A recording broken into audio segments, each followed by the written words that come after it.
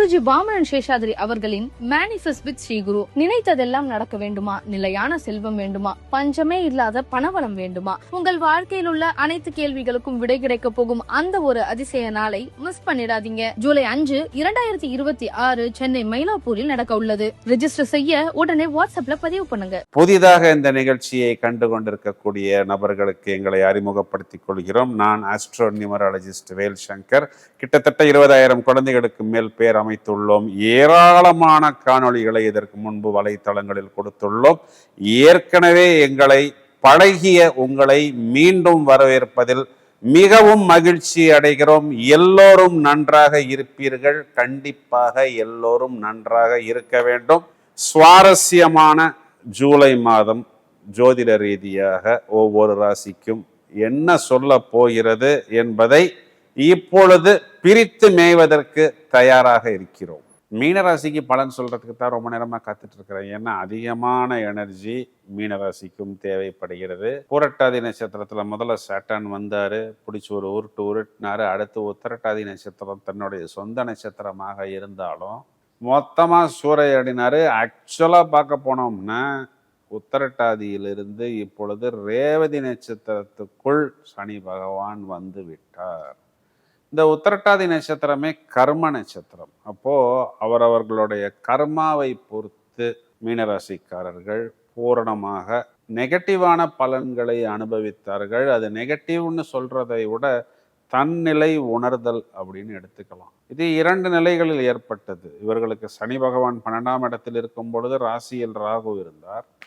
ராசியில் இருந்த ராகு 12ஆம் இடத்துக்கு போன பிறகு 12ல் இருந்த சாட்டான் ராசிக்கு வந்து இவர்களை தண்டித்தார். இது தண்டித்தார்னு சொல்ற வார்த்தை தவறு, கண்டித்தார்னு சொல்லலாம். கண்டித்தார் அப்படின்னு சொல்ற வார்த்தையும் தவறு. இவர்களை நல்வழிப்படுத்தினார், திருத்தினார் அப்படின்னு சொல்லலாம். நாம் எங்கே தவறு செய்கிறோம் அப்படிங்கிறத கர்மா வெயிட்டிங் லிஸ்ட்டு, ஆர்ஏசி, கன்ஃபர்மேஷன் எல்லாம் வைத்து கொள்வதில்லை. அப்பப்போ திருப்பி கொடுத்து விடுகிறது. நாம் எந்த பந்தை செவற்றின் மேல் விட்டோமோ அதே பந்து தான் நம் கையில் மேல் வந்து விடுகிறது. நம்ம குழந்தையா இருந்தபோது என்னென்ன சேட்டை பண்ணினோமோ, என்னென்ன தவறுகள் பண்ணினோமோ அதனை இன்று நம் குழந்தைகள் நமக்கு பண்ணி நமக்கு உணர்த்துகிறார்கள்.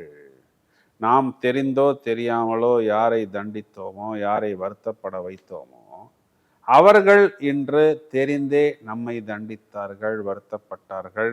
ஸோ இந்த கர்மாவில் ஏற்பட்ட தவறுகள் என்ன என்பதை கர்மகாரகன் சாட்டன் நமக்கு சுட்டி காண்பித்து விட்டார்.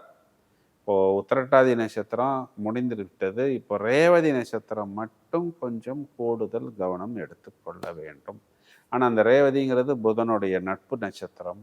இந்த ரேவதியில் ஜோதிட ரீதியாக பார்க்கும்போது ரேவதி 1ஆம் பாதம்ங்கிறது நவாம்சத்தில் இங்கு தனுர் மண்டலத்திலும், 4ஆம் பாதம்ங்கிறது இங்கு அதே மீன மண்டலத்தில் நவாம்சம் பாரிஜாத யோகம்ங்கிற அமைப்பில் வரும்.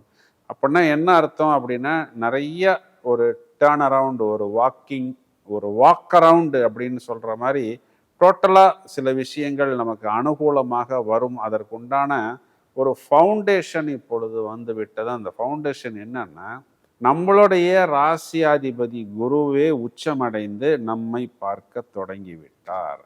இப்போ நம்ம இது நாள் வரை அவமானப்பட்டது, கடன் வாங்கினது, டோட்டலாக ஹெல்ப்லெஸ்ஸாக இருந்தது, சப்போர்ட்டுக்கு யாருமே இல்லாமல் இருந்தது, என்னுடைய குழந்தை எனக்கு சப்போர்ட் பண்ணல, என் லைஃப் பார்ட்னர் சப்போர்ட் பண்ணல, எங்கள் அம்மா அப்பா சப்போர்ட் பண்ணல, நான் யாருக்கு கடன் கொடுத்தேனோ அவர்கள் நம்மிடம் திரும்ப கொடுக்கவில்லை, நான் ஃபோன் பண்ணினாலே கடன் கேட்பதற்குத்தான் ஃபோன் செய்கிறேன் அப்படின்னு என்னை அவாய்டு பண்ணது, என்னை தண்டித்தது, என்னை கண்டித்தது, என்னை அவமானப்படுத்தினது, இது எல்லாமே முடிந்து விட்டது. ஆக்சுவலாக பார்க்க போனோம்னா இப்போ நமக்கு சான்ஸ் எதுக்குன்னா, நாம் நினைத்தால் அவர்கள் நம்மளை எப்படி ட்ரீட்மெண்ட் பண்ணார்களோ அதை போல் நம்மால் இப்பொழுது அவர்களை ட்ரீட்மெண்ட் பண்ண முடியும். நமக்கு அது நோக்கம் அல்ல.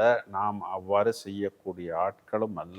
நாம் யாரையும் டிஸ்டர்ப் பண்ணுறதுக்கோ, ஹர்ட் பண்ணுறதுக்கோ, இல்லை மற்றவர்களை தண்டிப்பதற்கோ நமக்கு ஒரு மைண்ட் செட் இல்லை. இப்போ நமக்கு அடி வாங்கியாச்சு, உத வாங்கியாச்சு. டிங்கரிங் பண்ணி, பேட்ச் ஒர்க் பண்ணி, பெயிண்டிங் பண்ணி மொத்தமாக அந்த குடும்பத்தை அப்படியே மேலே கொண்டு வர வேண்டும். இதுக்கு கிரக நிலைகள் இன்னொரு 1 இயருக்கு ஃபேவரபிளாக இருக்கிறது. அப்போ என்ன பண்ணணும்னா இந்த 1 இயருக்கு நம்ம வர்றதை எடுத்து சேஃப்டி வச்சுக்கணும். அடுத்து இன்னும் ஒரு 2-3 இயர்ஸ். எல்லா மீனராசிக்காரர்களும் சார் என்கிட்ட எல்லாமே இருந்துச்சு சார், பேங்க் பேலன்ஸ் இருந்துச்சு சார், ஃப்ரீயாக இருந்தேன் சார், எப்படி எல்லாமே முடிந்தது, நான் எப்படி போய் ஒரு லாக்கில் போய் மாட்டினேன்னு எனக்கே தெரியல சார் அப்படின்னு தான் சொல்லி கொண்டிருக்கிறார்கள். நீங்கள் எப்படி சிக்கினீர்கள் என்று உங்களுக்கு தெரியவில்லையோ அதை போல் உங்களுடைய பிரச்சனையும் இப்பொழுது எப்படி தீரப்போகிறது அப்படிங்கிறது உங்களுக்கு தெரியாது, எனக்கு தெரியும், நான் சொல்கிறேன். ஏன் அப்படின்னா இங்கு தனஸ்தானாதிபதி ஜூலை மாதத்தில் வெற்றி ஸ்தானத்தில் அவரே பாக்கியத்தை பார்க்கிறார், அவரே தொழிலை ஜீவனத்தை பார்க்கிறார். ராசியில் இருக்கக்கூடிய சாட்டனும் 10ஆம் இடத்தை பார்க்கிறார். 9ஆம் அதிபதி லாபத்தை பார்க்கிறார். 4ஆம் அதிபதி புதன் 10ஆம் வீட்டை பார்க்கிறார். சுக்கிரன் லாபத்தை பார்க்கிறார். சூரியன் லாபத்தை பார்க்கிறார். 5ஆம் இடத்தில் குரு உச்சம். 5ஆம் இடத்துல நீங்களே போய் உட்காடுறீங்க. இந்த 5ஆம் இடம்ங்கிறது 6க்கு 12, நோய்க்கு எக்ஸ்பைரி, கடனுக்கு எக்ஸ்பைரி, வம்பு வழக்கு எல்லாத்துக்கும் நெகட்டிவ் எல்லாம் எக்ஸ்பைரி. அப்போ அந்த நெகட்டிவை கொடுக்கக்கூடிய 6ஆம் அதிபதியே 6ஆம் வீட்டுக்கு 12ஆம் வீடு, அவரே நான் எக்ஸ்பைரி ஆயிக்கிறேன் பிரதர், நான் எக்ஸ்பைரி ஆயிக்கிறேன் சிஸ்டர், மீனராசிக்காரங்களை பிடிச்சி கசக்கி அந்த கரும்பு ஜூஸில் மிஷினில் போட்டு திரும்ப திரும்ப அந்த கரும்பை திணிப்பது போல் திணித்து தீர்த்து முடித்து விட்டேன், எனக்கே இனிமே கூச்சம் அடைகிறதுன்னு அவரே எக்ஸ்பைரி லிஸ்ட்ல போய் சேர்றாரு. அப்போ பிரச்சனைகள் அதுவாகவே விலகுகிறது மளமளமளவென்று. இது ஒரு ஃபேமிலி பேக்கேஜா நம்ம ஒருத்தருக்கு மட்டும் டெவலப்மெண்ட் இல்லாமல் லைஃப் பார்ட்னரை குறிகாட்டக்கூடிய புதன் 4ஆம் வீட்டில், அதுவும் இங்கு கேந்திர ஸ்தானத்தில் வருகிறது. பஞ்சமகா புருஷ யோகத்தில் 10 யோகமா வருகிறது. ஏதோ ஒரு ஜாபு அப்படிங்கிற மாதிரி இல்லாமல், ஏன் புருஷனும் கச்சேரிக்கு போனாங்கிற மாதிரி இல்லாமல் ஒரு நல்ல ஜாபு, நீட்டான ஜாபு, டீசெண்டான ஜாப் நம்மளுடைய லைஃப் பார்ட்னருக்கும் வந்து கொடுக்கும். 5ஆம் இடமே புத்திரஸ்தானம் தானே. இப்போ குழந்தைகள் அவர்களுடைய வயதை அனுசரித்து கல்வியாக இருக்கலாம், வேலை வாய்ப்பாக இருக்கலாம், வெளிநாட்டு பயணமாக இருக்கலாம், அதுலேயும் அவர்களுக்கு ஏற்படக்கூடிய அபிவிருத்தி, அதன் மூலம் ஒட்டு மொத்தமாக அந்த ஃபேமிலிக்கே ஒரு எலிவேஷன் டெவலப்மெண்ட், மொத்தமாக இதற்காகத்தான் நான் காத்து கொண்டிருந்தேன் சொல்வதை போன்ற ஒரு நிலைமை. வியாபாரம் செய்யக்கூடிய நபர்களுக்கு கடன் தீரும். புதுசாக ஒரு நல்ல டீசெண்டான கவர்மெண்ட்லேருந்து ஃபண்டு வாங்குவது, அரசாங்க கடன் வாங்கி நிறையா மிஷின்ஸ் வாங்குவது, கான்செப்ட் ப்ராடக்ட் வாங்கி அதன் மூலம் உங்களை நீங்களே உயர்த்தி கொண்டு அடுத்த கட்டத்துக்கு நகர்வது, நிறைய யோகங்கள் இருக்குங்க. 4ஆம் இடத்துல புதனுக்கு பார்த்தோம்னா வர்க்கோத்தமம், பாரிஜாத யோகம் இதெல்லாம் இருக்கிறது. பிரதர் 8ஆம் இடத்துல இருக்கக்கூடிய சுக்கிரன் 6ஆம் இடத்துக்கு வராரே, அதை நீங்கள் மறந்துட்டீங்களா அப்படின்னா, 8க்குரியவன் 6ஆம் வீட்டுக்கு வருவதே திடீர் ராஜ யோகம். ஏன்னா 8ல் லக்னம் போட்டு பார்த்தீங்கன்னா அது 8க்கு 11ங்கிற அமைப்பில் விழுந்து விடும். அந்த 6ஆம் வீட்டில் கூட சுக்கிரனுக்கு பார்த்தோம்னா நான் சொன்ன வர்க்கோத்தமம், புஷ்கர நவாம்சம், இந்த ராஜயோகங்கள் எல்லாம் வருகிறது. இது எல்லாமே நமக்கு ப்ளஸ் பாயிண்ட் தான். திடீர் யோகம், இடம் பூமி சம்பந்தப்பட்ட விஷயங்கள், பூர்வீகம் சம்பந்தப்பட்ட விஷயங்கள், இடத்தை விற்று கடனை அடைப்பது, மிச்சம் இருக்கக்கூடிய காசை வைத்து நம்மளுடைய ஆஃபீஸுக்கு பக்கத்துலேயோ, வீட்டுக்கு பக்கத்துலேயோ, குழந்தைங்களுடைய ஸ்கூலுக்கு பக்கத்துலேயோ ஒரு இடம் வாங்கி கொண்டு திருப்தியாக செட்டில் ஆவது, நோய் வம்பு வழக்கு இது போன்ற விஷயங்கள் எல்லாமே எக்ஸ்பைரி ஆகிவிடும். தகவல் கம்யூனிகேஷன், டிராவல், இதன் மூலம் ஆதாயம். எப்படி இந்த பிரச்சனை முடிந்தது என்று எனக்கே தெரியவில்லை என்று சொல்லக்கூடிய அளவுக்கு வரிசையாக பிரச்சனைகள் கிளியர் ஆகும். ஹஸ்பண்ட் ஒய்ஃபு குழந்தைகளுக்குள்ள அன்னோன்யம், ஒரே டைனிங் டேபிளில் எல்லாருமே உட்காந்து பேசி சிரித்து சாப்பிட வேண்டிய ஒரு சூழ்நிலைங்கிறது ஏற்படும். மைனஸ் பாயிண்ட் அப்படிங்கிறத பார்த்தோம்னா சுக்கிரன் 6ஆம் இடத்தில், இந்த சுக்கிரனை ராகு தூண்டுவார். ராகு 12ஆம் இடத்தில், ராகுவை சுக்கிரன் தூண்டி விடுவார். 3ஆம் இடத்தில் செவ்வாய். அப்போ இந்த 3, 7, 11, 12 ராகு சுக்கிரன் பார்வை, 6, 12ஆம் இடமெல்லாம் நாம் ஏன் தவறுகள் செய்யக்கூடாது, நாம் ஏன் வரம்பு மீறக்கூடாது அப்படிங்கிற மாதிரி புது பாய் ஃப்ரெண்டு, புது கேர்ள் ஃப்ரெண்டெல்லாம் திருமணமான நபர்களுக்கும் வரும். மாணவர்களாக இருந்தால் கூட கொஞ்சம் கல்வியில் கூடுதல் கவனம் இந்த இடத்துல மட்டும் மட்டும் ஏற்படுத்தி கொண்டால் போதும்.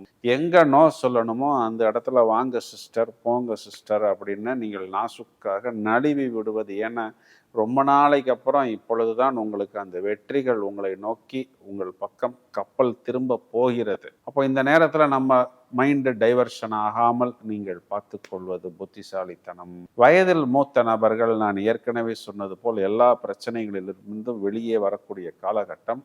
மாணவர்கள் பிரமாதமான புத்திசாலித்தனத்தை வெளிப்படுத்துவார்கள். இந்த டைவர்ஷன் மட்டும் இல்லாமல் பார்த்து கொண்டால் போதும். கண்டிப்பாக மீனராசிக்காரர்கள் எதிர்நீச்சல் போட்டு அவர்களுடைய பிரச்சனைக்கு ஒரு நல்ல தீர்வு கிடைக்கும் அப்படின்னு சொல்வதுதான் நிதர்சனமான உண்மை. இந்த வாய்ப்பை உபயோகித்துக் கொள்ளுங்கள். வாழ்த்துக்கள். இப்பொழுது நாம் இவ்வளவு நேரம் பார்த்த இந்த பலன்களுக்குண்டான கிரக நிலைகளை எடுத்துக்கொண்டால், ஜூலை மாதம் 5ஆம் தேதி இது நாள் வரை கடகராசியில் இருந்த சுக்கிரன் சிம்மராசியில் பிரவேசம் செய்ய இருக்கிறார். மேலும் ஜூலை மாதத்தில் 17ஆம் தேதி ஆடி மாதத்தின் தொடக்கத்தில் மிதுனராசி மண்டலத்திலிருந்து கடகராசி மண்டலத்துக்குள் சூரியன் பிரவேசம் செய்ய இருக்கிறார். இதை தவிர ராகு சுக்கிரன் பார்வை, சுக்கிரன் கேது சேர்க்கை, சனி செவ்வாய் பார்வை, தனுராசி மண்டலத்துக்கு செவ்வாயின் 8வது பார்வையும் சாட்டனுடைய 10வது பார்வையும் ஒன்றாக வந்து விட இருக்கிறது. இந்த சனி செவ்வாய் பார்வைக்கு பொதுவாகவே தேய்பிறை வளர்பிறை அஷ்டமி திதிகள் வரக்கூடிய நாட்களில் பைரவர் வழிபாடு செய்யும் பொழுது நமக்கு ஒரு கவச்சமாக நம்மை பாதுகாப்பு ஏற்படுத்தி கொடுக்கும். சார், நீங்க இவ்வளவு நேரம் சொன்ன விஷயங்கள் எல்லாம் நன்றாக இருக்கிறது, இன்னும் கொஞ்சம் விஷயம் சொல்லுங்களேன் என்று நீங்கள் சொல்வது எனக்கு புரிகிறது. அடுத்து ஆடி மாதம் என்ன செய்ய போகிறது, சாட்டன் வக்ர நிலை அடைய போகிறது, இதன் பலன்களை எல்லாம் மேலும் இதை போல் விஸ்தாரமாக 12 ராசிகளுக்கும் சூடாக கொடுப்பதற்கு தயாராக இருக்கிறோம். பிரித்து மேய்வதற்கு நாங்கள் தயார். இந்த வாய்ப்பை எங்களுக்கு ஏற்படுத்தி கொடுத்த பக்தி இன்ஃபினிட்டி நிறுவனத்தாருக்கு எங்களது நன்றியை தெரிவித்துக் கொள்கிறோம். தொடர்ந்து இணைப்பில் இருங்கள். இந்த பதிவை உங்களது நண்பர்களுக்கும் உறவினர்களுக்கும் ஷேர் செய்யுங்கள். வாழ்த்துக்கள். Thank you friends.